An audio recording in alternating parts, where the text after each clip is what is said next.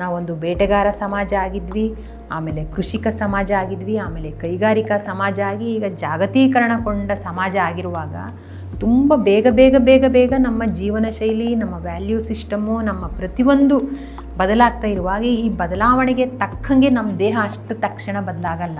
Cancer cell ಇದೆಯಲ್ಲ, ಈ cancer ಅನ್ನೋದು ಹೇಗೆ ಬರುತ್ತೆ, ಮತ್ತು ಭಾರತದಲ್ಲಿ 60,000 ಮಹಿಳೆಯರು ಕ್ಯಾನ್ಸರ್ ಸರ್ವಿಕ್ಸ್ರಿಂದ ಮರಣ ಹೊಂದ್ತಾರೆ. ಇದನ್ನು ಮುಂಚೆನೇ ಪತ್ತೆ ಹಚ್ಚೋಕ್ಕೆ ಸಾಧ್ಯ ಇದೆ.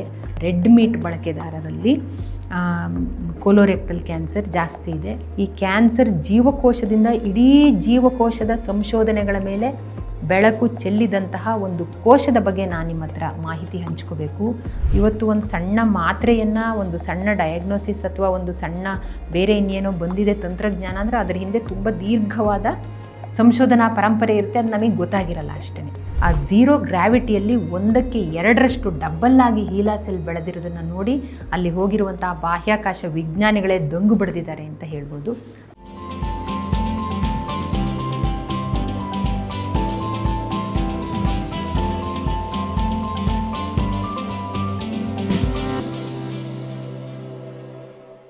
ಹಾಯ್, ನಾನು ಡಾಕ್ಟರ್ ಎಚ್.ಎಸ್. ಅನುಪಮಾ. ಕೆಲವಾರು ವಿಚಾರಗಳನ್ನು, ಮಹಿಳೆ ಮತ್ತು ಆರೋಗ್ಯಕ್ಕೆ ಸಂಬಂಧಪಟ್ಟಿರೋ ವಿಚಾರಗಳನ್ನು ಇದುವರೆಗೆ ನಿಮ್ಮ ಹತ್ರ ಮಾತಾಡಾಯಿತು. ಈಗ ಕ್ಯಾನ್ಸರು ಅದು ಹೇಗೆ ಬರುತ್ತೆ ಅದನ್ನೆಲ್ಲವೂ ಸಹ ಮಾತಾಡಿರುವ ವಿಡಿಯೋಗಳು ಇದೇ ಸರಣಿಯಲ್ಲಿದ್ದಾವೆ, ನೀವು ನೋಡ್ತೀರಾ ಅಂತ ಭಾವಿಸಿದ್ದೀನಿ. ಅದರ ಮುಂದುವರಿದ ಭಾಗವಾಗಿ ಮಹಿಳೆಯರಲ್ಲಿ ತುಂಬ ಸಾಮಾನ್ಯವಾಗಿ ಕಾಣುವ ಕೆಲವು ಕ್ಯಾನ್ಸರ್ಗಳ ಬಗೆಗೆ ನಿಮ್ಮಲ್ಲಿ ಮಾಹಿತಿ. ಇದು ಸಂಪೂರ್ಣ ಮಾಹಿತಿನೂ ಅಲ್ಲ, ಸಂಪೂರ್ಣ ಮಾಹಿತಿ ಸಾಧ್ಯನೇ ಇಲ್ಲ, ಅಷ್ಟೊಂದು ದೀರ್ಘವಾಗಿದೆ. ಮತ್ತು ಪ್ರತಿಯೊಂದು ಮಹಿಳೆ ಅಥವಾ ಪೇಷಂಟ್ ಏನಿದ್ದಾರೋ ಅವರವರಿಗೆ ಸಂಬಂಧಪಟ್ಟಂಗೆ ಅವ್ರಿಗೆ ಏನಾಯಿತು ಅಂತಲೇ ಅದನ್ನು ಹೇಳಬೇಕಾಗುತ್ತೆ ಹೊರತು ಪೂರ್ತಿ ಹಂಗೆ ಹೇಳೋಕ್ಕೆ ಸಾಧ್ಯ ಇಲ್ಲ. ಇದು ತುಂಬ ಸಂಕ್ಷಿಪ್ತವಾಗಿ ಯಾತಕ್ಕೋಸ್ಕರ ಈ ಕಾಯಿಲೆಗಳು ಬರ್ತವೆ, ಯಾವ ಭಾಗಕ್ಕೆ ಬರ್ತವೆ ಅನ್ನೋದನ್ನು ತುಂಬ ಸಂಕ್ಷಿಪ್ತವಾಗಿ ನಿಮ್ಮೆದುರುಗಡೆ ಇವಾಗ ನಾನು ಇಡೋಕ್ಕೆ ಪ್ರಯತ್ನ ಪಡ್ತಾ ಇದ್ದೀನಿ. ಮಹಿಳೆಯರಲ್ಲಿ ತುಂಬ ಸಾಮಾನ್ಯವಾಗಿ ಕಂಡುಬರುವಂತಹ, ಅದರಲ್ಲೂ ಭಾರತದಲ್ಲಿ ಸಾಮಾನ್ಯವಾಗಿ ಕಂಡುಬರುವಂತಹ ಕೆಲವು ಕ್ಯಾನ್ಸರ್ಗಳ ಬಗೆಗೆ ನಿಮ್ಮ ಹತ್ರ ನಾನು ಹಂಚ್ಕೊಳ್ಬೇಕು ಅಂತ ಅಂದ್ಕೊಂಡಿದ್ದೀನಿ. ಭಾರತದಲ್ಲಿ ಅತಿ ಹೆಚ್ಚು ಸಂಭವಿಸುವಂತಹ, ಮಹಿಳೆಯರಲ್ಲಿ ಕಾಣುವಂತಹ ಕ್ಯಾನ್ಸರ್ ಯಾವುದಪ್ಪ ಅಂತಂದರೆ ಸ್ತನ ಕ್ಯಾನ್ಸರ್ ಅಂತ ಹೇಳ್ಬೋದು. ಇದು ಕೇವಲ ಭಾರತ ಅಷ್ಟೇ ಅಲ್ಲ, ಹಲವಾರು ದೇಶಗಳಲ್ಲಿ ಅತಿ ಹೆಚ್ಚಾಗಿ ಕಂಡುಬರ್ತಾ ಇರುವಂತಹ ಒಂದು ತರಹದ ಕ್ಯಾನ್ಸರ್. 22 ಮಹಿಳೆಯರಲ್ಲಿ ಒಬ್ಬ ಮಹಿಳೆ ಸ್ತನ ಕ್ಯಾನ್ಸರ್ ಬರುವ ರಿಸ್ಕ್ನಲ್ಲಿ ಇರ್ತಾಳೆ ಅನ್ನೋದನ್ನು ನಾವು ಗಮನಿಸಿದರೆ ಇದು ಎಷ್ಟು ಫ್ರೀಕ್ವೆಂಟ್ ಆಗಿದೆ ಅನ್ನೋದನ್ನು ನಾವು ಅರ್ಥ ಮಾಡ್ಕೊಳ್ಬೋದು.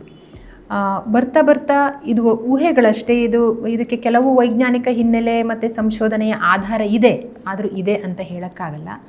ಬರ್ತಾ ಮದುವೆ ಆಗ್ತಾ ಇರುವ ವಯಸ್ಸು ಹೆಚ್ಚೆಚ್ಚಾಗ್ತಾ ಹೋಗ್ತಾ ಇರೋದು, ಮತ್ತು ನಮ್ಮ ಕೆಲಸಗಳೇನಿದೆಯೋ ಇದು ಸೆಡೆಂಟರಿ ಅಂತ ಹೇಳ್ತಾರಲ್ಲ, ಕೂತಲ್ಲೇ ಕೂತು ನಿಂತಲ್ಲೇ ನಿಂತು ಮಾಡುವ ಕೆಲಸ, ಅಥವಾ ನಾವು ಇಡೀ ದಿವಸ ಕೆಲಸ ಮಾಡಿರ್ತೀವಿ, ಏನು ವಿಶ್ರಾಂತಿನೇ ಕೊಡದೆ ಅಷ್ಟು ಸ್ಟ್ರೆಸ್ಸಿಂದ ಕೆಲಸ ಮಾಡಿದರೂ ಸಹ ಹೆಚ್ಚು ಕ್ಯಾಲೋರಿ ಖರ್ಚಾಗದೇ ಇರುವಂತಹ, ದೈಹಿಕ ಶ್ರಮ ಇಲ್ಲದೆ ಇರುವಂತಹ ಕೆಲಸವನ್ನು ನಾವು ರೂಢಿಸ್ಕೊಂಡಿರುವಂಥದ್ದು.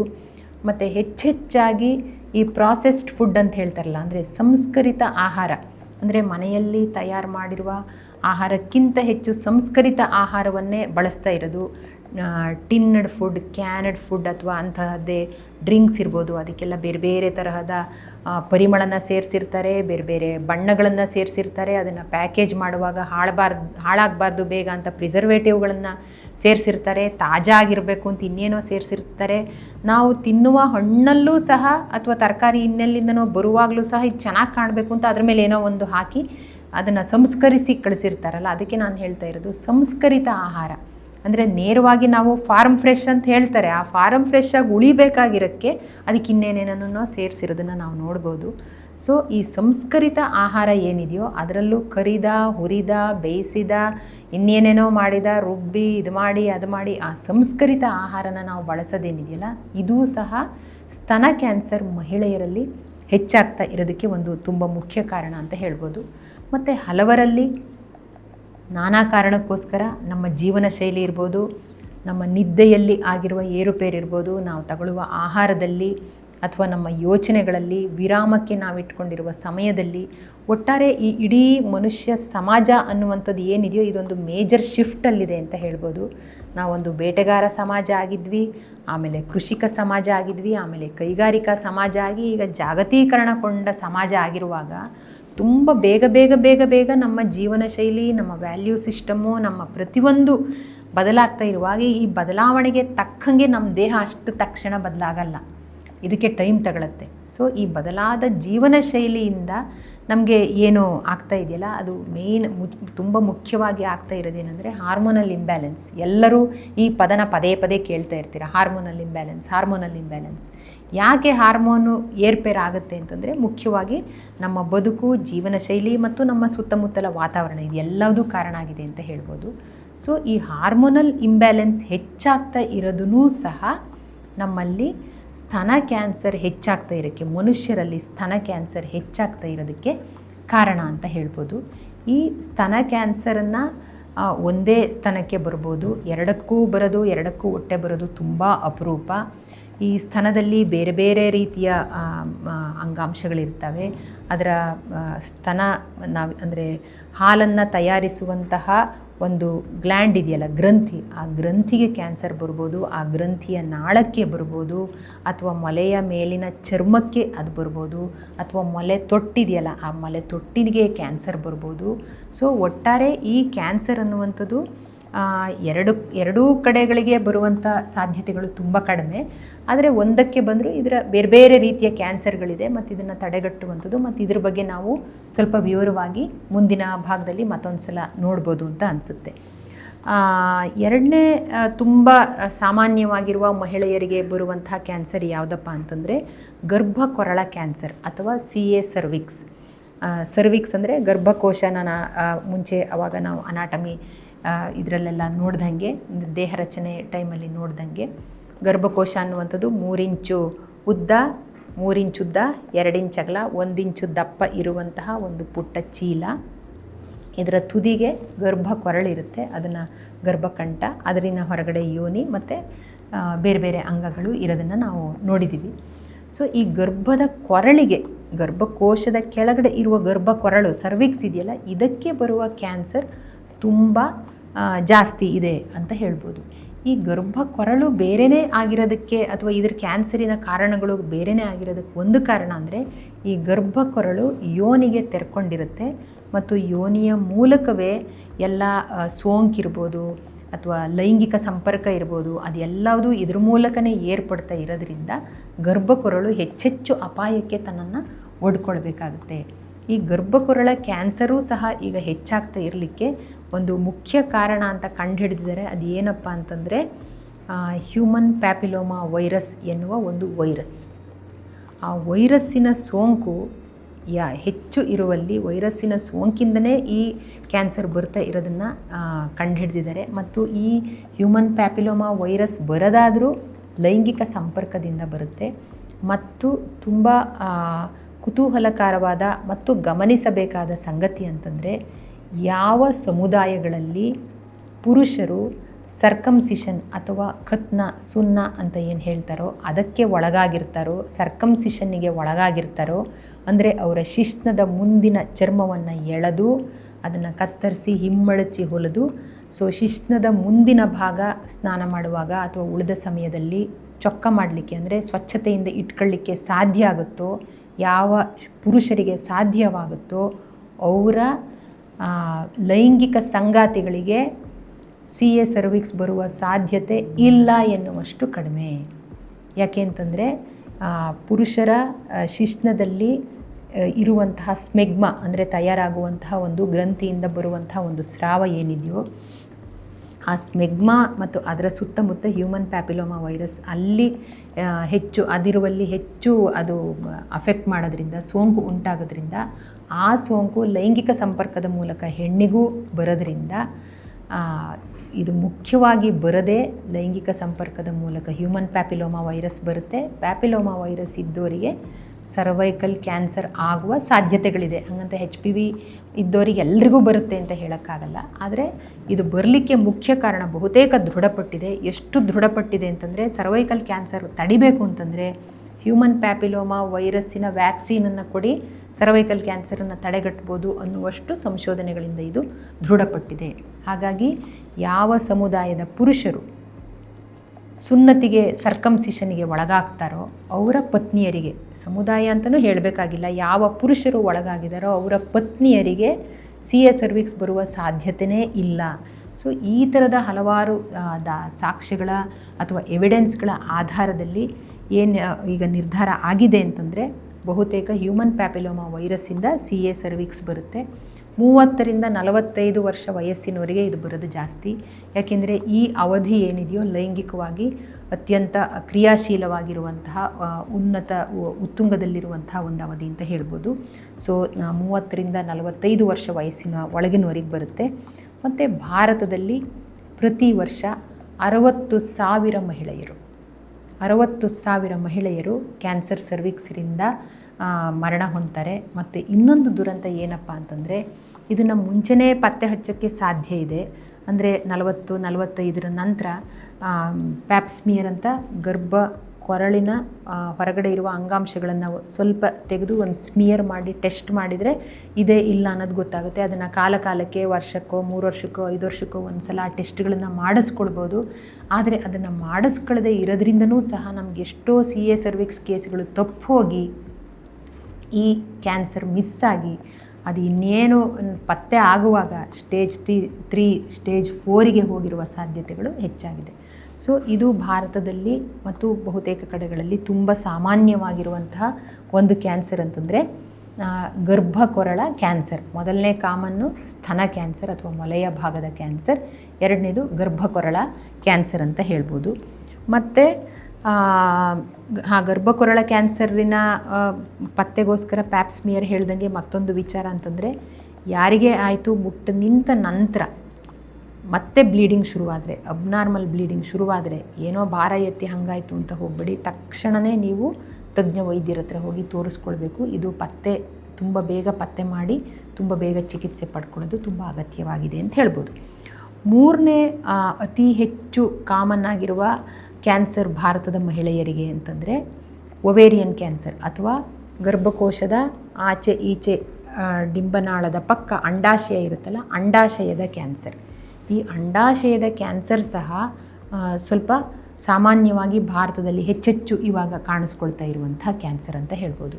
ಹಾಗೆ ನೋಡಿದರೆ ಸ್ತನ ಕ್ಯಾನ್ಸರು ಸ್ತನ ಭಾಗವನ್ನು ಮುಟ್ಟಿದವ ಅಥವಾ ಗಂಟಿದೆ ಅಂತನೋ ಅಥವಾ ಮೊಲೆ ತೊಟ್ಟಿದ ಸ್ರಾವ ಆಗಿದೆ ಅಂತನೋ ಒಂದು ಪತ್ತೆನಾದರೂ ಆಗುವ ಸಾಧ್ಯತೆ ಇದೆ. ಅಥವಾ ಗರ್ಭಕೊರಳ ಕ್ಯಾನ್ಸರು ಬ್ಲೀಡಿಂಗ್ ಆಯಿತು ಅಥವಾ ಲೈಂಗಿಕ ಸಂಪರ್ಕದ ಸಮಯದಲ್ಲಿ ನೋವುಂಟಾಯಿತು, ಕೆಳಹೊಟ್ಟೆ ನೋವುಂಟಾಯಿತು, ಅದಾದರೂ ಪತ್ತೆ ಆಗೋ ಸಾಧ್ಯತೆ ಇದೆ. ಆದರೆ ಒವೇರಿಯನ್ ಕ್ಯಾನ್ಸರ್ ಏನಿದೆಯೋ, ಅಂಡಾಶಯದ ಕ್ಯಾನ್ಸರ್ ಏನಿದೆಯೋ ಅದು ಪತ್ತೆ ಆಗದೇ ತುಂಬ ಲೇಟು. ಹಾಗಾಗಿ ಇದನ್ನು ಸೈಲೆಂಟ್ ಕಿಲ್ಲರ್ ಅಂತ ಕರೀತಾರೆ. ಹೆಚ್ಚಿನ ಸಮಯ ಅದು ಪತ್ತೆ ಆಗೋ ಹೊತ್ತಿಗೆ, ಅದು ಆಪ್ರೇಷನ್ ಆಗಿ ಪತ್ತೆ ಆಗೋ ಹೊತ್ತಿಗೆ ಅದು ಬೇರೆ ಬೇರೆ ಎಲ್ಲೆಲ್ಲೋ ಹೋಗ್ಬಿಟ್ಟಿರುತ್ತೆ, ಸ್ಟೇಜ್ಗಳನ್ನು ದಾಟಿಬಿಟ್ಟಿರುತ್ತೆ.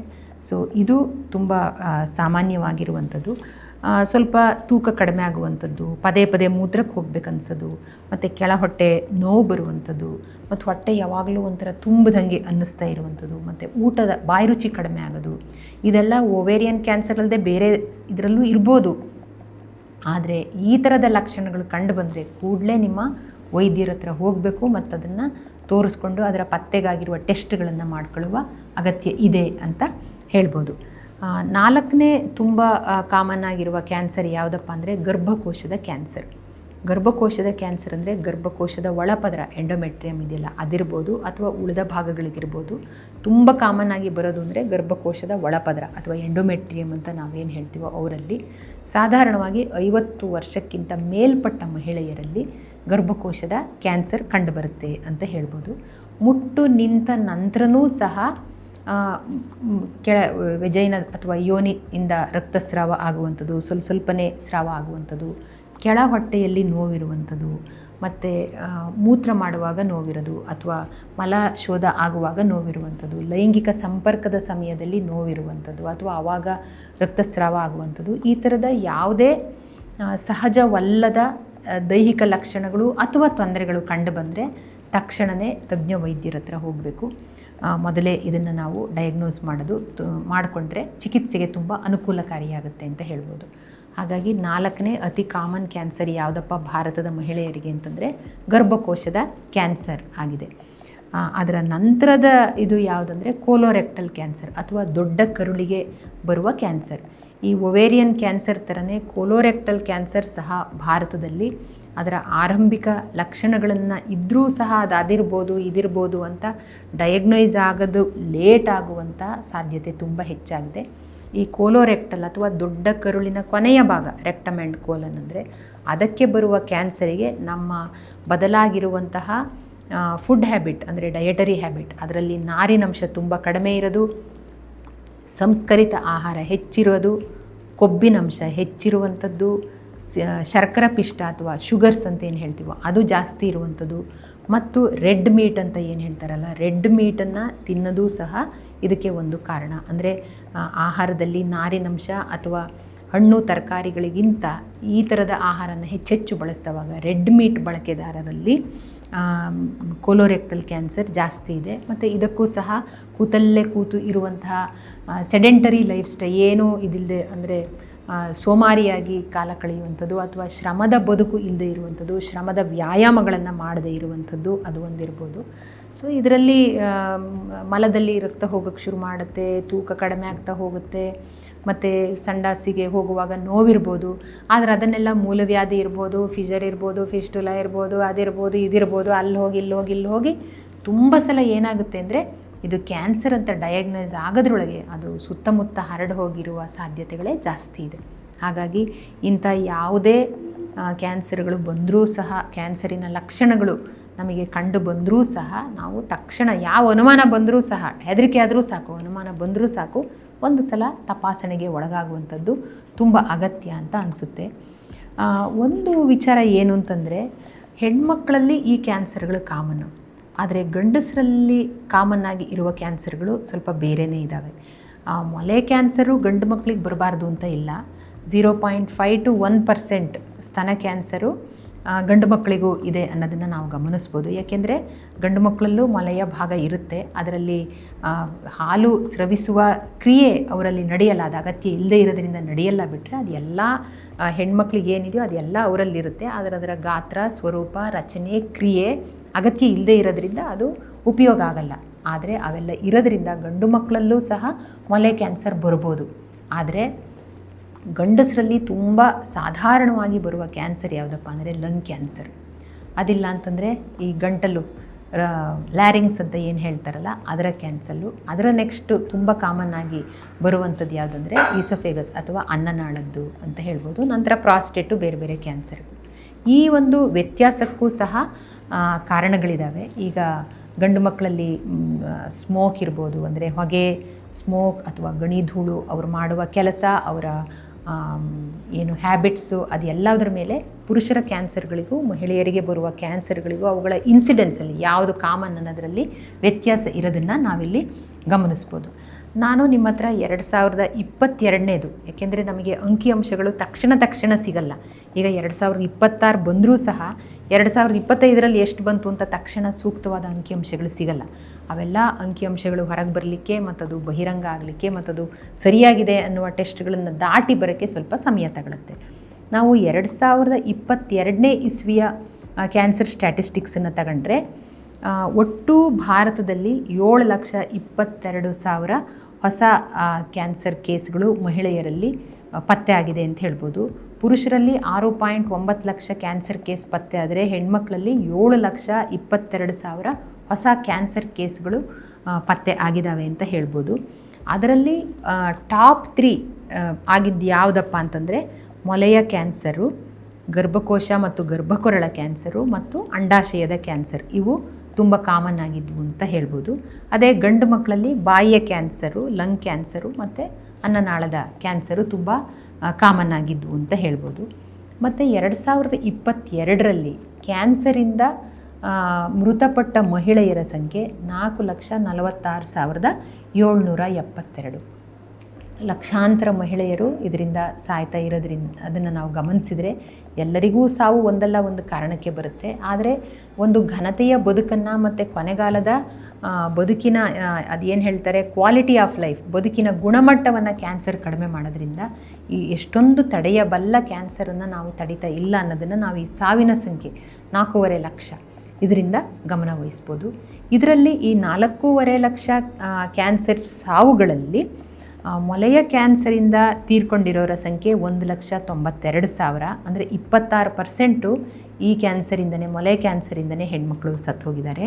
ಇನ್ನು ಗರ್ಭಕೊರಳು ಮತ್ತು ಗರ್ಭಕೋಶದ ಕ್ಯಾನ್ಸರಿಂದ 1,27,000 ಹೆಣ್ಮಕ್ಳು, ಅಂದರೆ 17% ಮಹಿಳೆಯರು ತೀರ್ಕೊಂಡಿದ್ದಾರೆ. ಇನ್ನು ಅಂಡಾಶಯ, ಓವರಿ, ಆ ಕ್ಯಾನ್ಸರಿಂದ 47,000 ಮಹಿಳೆಯರು ಬಾಧೆಗೊಳಗಾಗಿದ್ದಾರೆ. ಅಂದರೆ 6.6% ಅಂತ ಹೇಳ್ಬೋದು.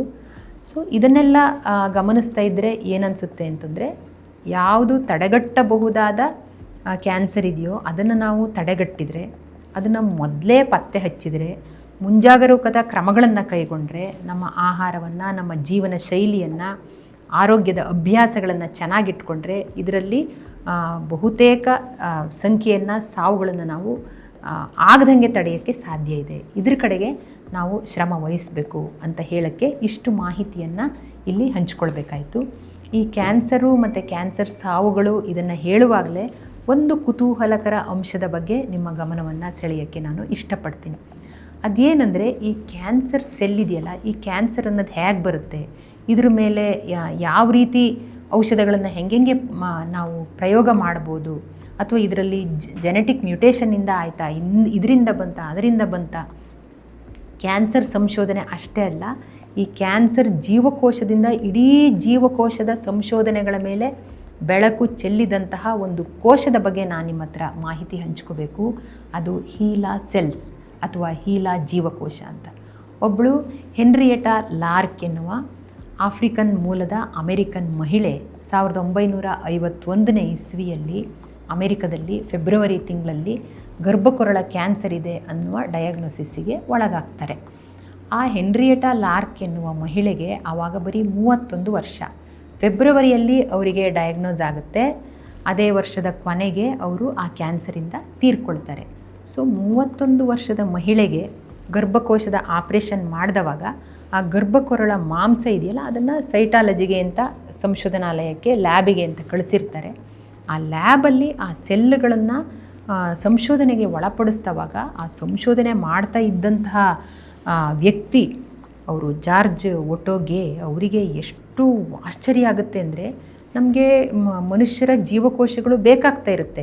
ಯಾವ ಔಷಧ, ಯಾವ ಇದರಿಂದ ಏನು ಎಫೆಕ್ಟ್ ಆಗುತ್ತೆ, ಯಾವುದರಿಂದ ಏನಾಗಿರ್ಬೋದು, ನಿರಂತರವಾಗಿ ಲ್ಯಾಬಲ್ಲಿ ಸಂಶೋಧನೆ ನಡೀತಾ ಇರುತ್ತೆ. ಇವತ್ತು ಒಂದು ಸಣ್ಣ ಮಾತ್ರೆಯನ್ನು, ಒಂದು ಸಣ್ಣ ಡಯಾಗ್ನೋಸಿಸ್ ಅಥವಾ ಒಂದು ಸಣ್ಣ ಬೇರೆ ಇನ್ನೇನೋ ಬಂದಿದೆ ತಂತ್ರಜ್ಞಾನ ಅಂದರೆ ಅದರ ಹಿಂದೆ ತುಂಬ ದೀರ್ಘವಾದ ಸಂಶೋಧನಾ ಪರಂಪರೆ ಇರುತ್ತೆ. ಅದು ನಮಗೆ ಗೊತ್ತಾಗಿರಲ್ಲ ಅಷ್ಟೇ. ಸೊ ಅಂಥ ಸಂಶೋಧನೆಗಳಿಗೆ, ಅದರಲ್ಲೂ ಮನುಷ್ಯರ ಮೇಲೆ ಮಾಡ್ತಾ ಇದ್ದಂಥ ಔಷಧಗಳಿರ್ಬೋದು, ಅದಕ್ಕೆ ಮನುಷ್ಯರ ಜೀವಕೋಶಗಳ ಅಗತ್ಯ ಇರುತ್ತೆ. ಆದರೆ ಮನುಷ್ಯರ ಜೀವಕೋಶಗಳನ್ನು ಬೇರೆ ಬೇರೆ ಕಡೆಯಿಂದ ತಗೊಂಡು ಅದನ್ನು ಬೆಳೆಸಿ ಅದ್ರ ಮೇಲೆ ಮಾಡುವಾಗ ಅದು ಒಂದು ವಾರದಲ್ಲಿ ಆ ಜೀವಕೋಶಗಳೆಲ್ಲ ಹೋಗಿಬಿಡ್ತಿರ್ತವೆ. ಆದರೆ ಈ ಸೆಲ್ಗಳನ್ನು ತಗೊಂಡು ಈ ಒಟೋಗೆ ಅನ್ನುವ ವ್ಯಕ್ತಿ ಮೊದಲನೇದಾಗಿ ಅದನ್ನು ಕ್ಲೋನಿಂಗಿಗೆ ಒಳಪಡಿಸಿ ಅದನ್ನು ಹೆಚ್ಚೆಚ್ಚು ಸೆಲ್ಗಳನ್ನು ತಯಾರಿ ಮಾಡೋಕ್ಕೆ ಅಂತ ಹೋದವಾಗ ಇವು 20ರಿಂದ 24 ತಾಸಲ್ಲಿ ರಿಪ್ಲಿಕೇಟ್ ಆಗ್ತಾ ಇರ್ತವೆ. ಒಂದಿದ್ದಿದ್ದು 2, 2 ಇದ್ದಿದ್ದು 4, 4 ಇದ್ದಿದ್ದು 16, 16 ಇದ್ದಿದ್ದು 226, ಎಕ್ಸ್ಪೊನೆನ್ಷಿಯಲ್ ಗ್ರೋತ್. ಆ ಥರ ಗ್ರೋತ್ ಆಗ್ತಾ ಆಗ್ತಾ ಆಗ್ತಾ ಆಗ್ತಾ ಬೆಳೀತಾ ಬೆಳೀತಾ ಬೆಳೀತಾ ಬೆಳೀತಾ ಎಷ್ಟು ಪ್ರಯೋಗ ಮಾಡೋಕ್ಕೆ ಬೇಕಾದರೂ ಹ್ಯೂಮನ್ ಸೆಲ್ಸ್ ಸಿಗುತ್ತಪ್ಪ ಅನ್ನುವ ಒಂದು ಇದು ಬಂದು ಹೋಗ್ಬಿಡುತ್ತೆ.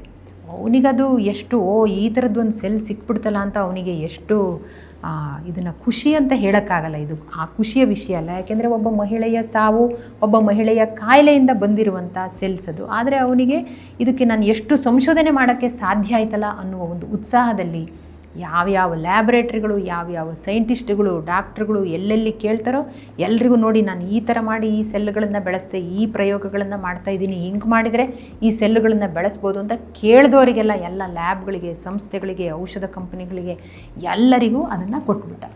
ಸೊ ಯಾವುದೇ ಒಂದು ಕಾಯಿಲೆಯ ಸ್ಯಾಂಪಲನ್ನು ತೆಗೆಯುವಾಗ ಅದರಲ್ಲಿ ರೋಗಿಯ ಹೆಸರನ್ನು ಯೂಶ್ವಲಿ ಹಾಕಿರಲ್ಲ, ಆ ಸ್ಯಾಂಪಲಿನ ನಂಬರ್ ಹೆಸರಷ್ಟೇ ಹಾಕಿರ್ತಾರೆ. ಇದರಲ್ಲೂ ಅಷ್ಟೇ ಹೆನ್ರಿಯೆಟಾ ಲಾರ್ಕ್ ಎಂಬ ಅವರ ಹೆಸರ ಬದಲು ಅದರ 2 ಅಕ್ಷರ ಹೀಲಾ ಸೇರಿಸಿ HELA ಅಂತಷ್ಟೇ ಸಂಕೇತ ರೂಪದಲ್ಲಿ ಹೀಲಾ ಸೆಲ್ಸ್ ಅಂತ ಅದನ್ನು ಮೊದಲ ಇದಕ್ಕೆ ಕ್ಲೋನಿಂಗಿಗೆ ಒಳಪಡಿಸಿದವಾಗ ಹೀಲಾ ಸೆಲ್ ಲೈನ್ ಅಂತ ಶುರು ಮಾಡಿಬಿಡ್ತಾರೆ. ಇದು ಈ ಸೆಲ್ ಲೈನ್ ಆಗಿ ಬಳಕೆಗೆ ಬಂದಂತಹ ಮೊತ್ತ ಮೊದಲ ಮಾನವ ಜೀವಕೋಶ ಅಂತ ಹೇಳ್ಬೋದು. ನಿಮಗೆ ಹೇಳಿದರೆ ಆಶ್ಚರ್ಯ ಆಗುತ್ತೋ ಏನೋ, ಆ ಮಹಿಳೆ 1951ರಲ್ಲಿ ತೀರ್ಕೊಂಡ್ರು.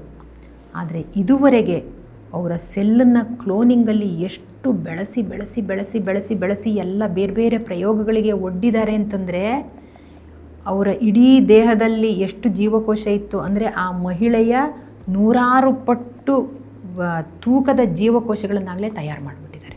ಅಷ್ಟು ತಯಾರು ಮಾಡಿಬಿಟ್ಟಿದ್ದಾರೆ. 2009 ಇಸ್ವಿಯ ತನಕ 60,000 ಸಂಶೋಧನೆಗಳು ಆ ಸೆಲ್ಗಳು, ಹೀಲಾ ಸೆಲ್ಲಿನ ಸಹಾಯದಿಂದ ನಡೆದಿದೆ ಅಂದರೆ ನೀವೇ ಗಮನಿಸ್ಬೋದು.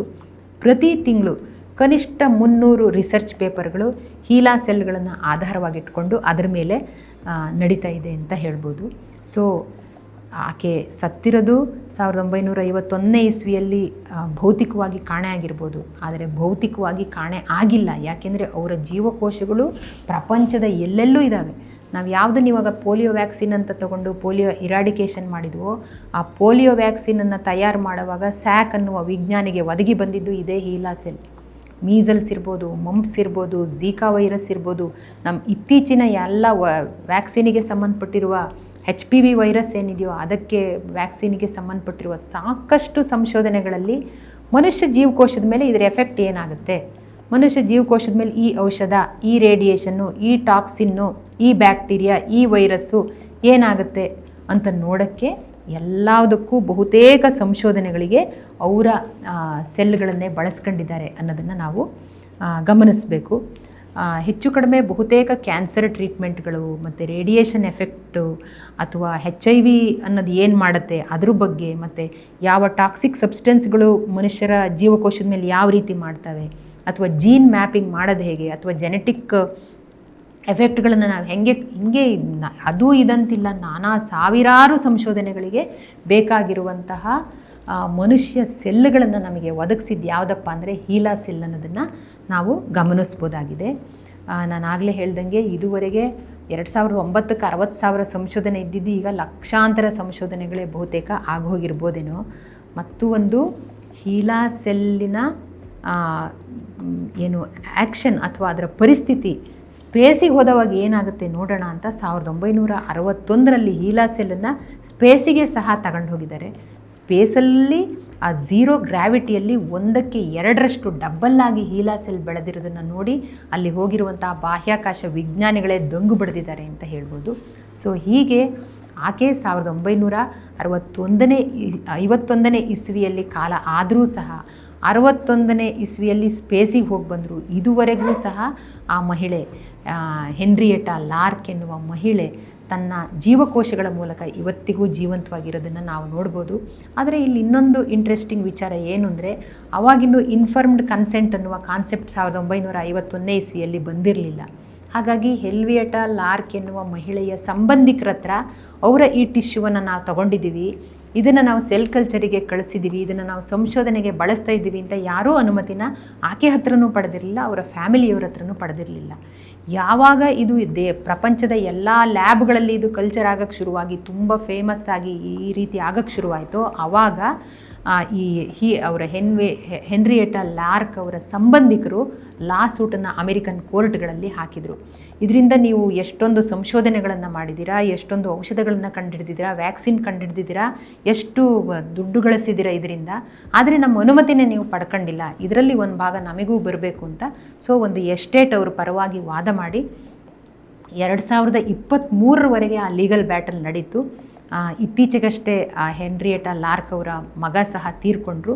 ಸೊ ಆ ಥರ ಒಂದು ದೊಡ್ಡ ಕಾನೂನು ಸಮರನೇ ನಡೆದು ಆ ಲ್ಯಾಬಿಗೂ ಮತ್ತು ಅವರ ಮಧ್ಯ ಕೋರ್ಟಿನಲ್ಲೇ ಸೆಟ್ಲ್ಮೆಂಟ್ ಆದರೂ ಸಹ ಅದು ಯಾವ ರೀತಿ ಅವರು ಒಪ್ಪಂದ ಆಯಿತು ಅಂತ ಗೊತ್ತಿಲ್ಲ. ಅಂತೂ ಒಪ್ಪಂದ ಆಗಿ ಎಲ್ಲ ರೀತಿಯ ಕಾನೂನಿನ ಜಗಳ ಸದ್ಯಕ್ಕೆ ಬಗೆಹರಿದಿದೆ ಅಂತ ಹೇಳ್ಬೋದು.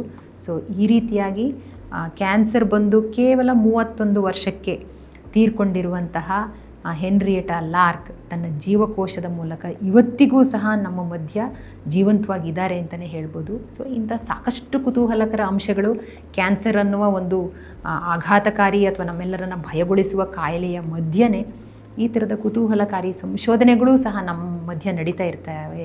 ನಮ್ಮ ಕಾಯಿಲೆನೇ ಇನ್ನೆಷ್ಟೋ ಕಾಯಿಲೆಯ ಪರಿಹಾರಕ್ಕೂ ಇನ್ನೆಷ್ಟೋ ಸಂಶೋಧನೆಗಳಿಗೂ ದಾರಿಯಾಗುತ್ತೆ ಅನ್ನೋದನ್ನೂ ಸಹ ನಾವು ನೋಡ್ಬೋದು ಅಂತ ಹೀಲಾ ಸೆಲ್ಲಿನ ಮೂಲಕ ನಾವು ನೋಡ್ಬೋದು.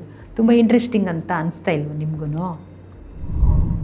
ಮತ್ತಷ್ಟು ವಿಶೇಷ ವಿಡಿಯೋಗಳನ್ನು ನೋಡಲು ಮತ್ತು ಹೊಸ ವಿಡಿಯೋಗಳ ಬಗ್ಗೆ ತಿಳಿಯಲು ಈ ದಿನ .com ಯೂಟ್ಯೂಬ್ ಚಾನೆಲ್ ಸಬ್ಸ್ಕ್ರೈಬ್ ಮಾಡಿ ಮತ್ತು ಬೆಲ್ ಐಕಾನ್ ಕ್ಲಿಕ್ ಮಾಡಿ.